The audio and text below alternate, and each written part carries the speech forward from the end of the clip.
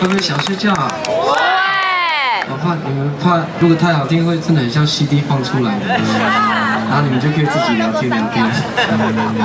好，那介绍一下我的团员好了。这边我们的大提琴手松月，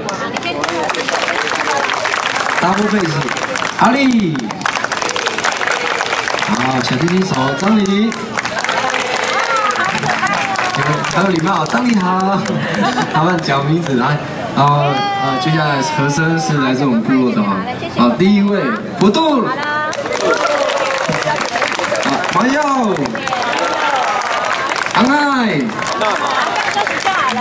记得起来吗？不行，你这样我叫谁？署名，还是有人知道？不好意思，如果第一次看到署名表演的，我是署名，我来自台东的。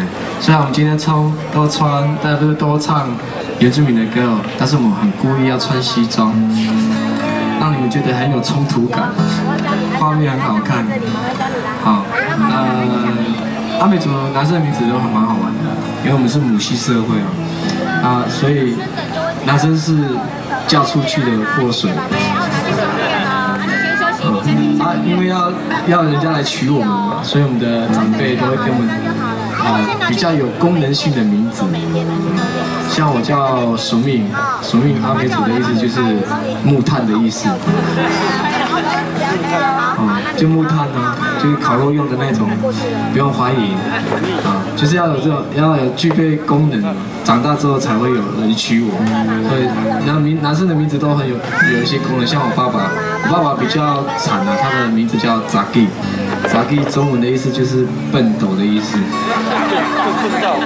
还是有功能，那就不要问我的阿公了。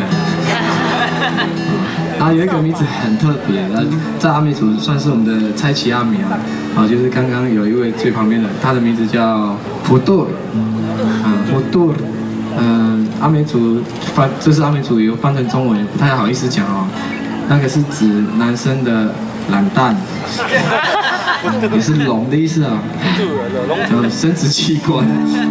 不要误会，我们真的把它当名字，活生生的例子在这里。要具备一些功能哦，才有人会娶我们这样。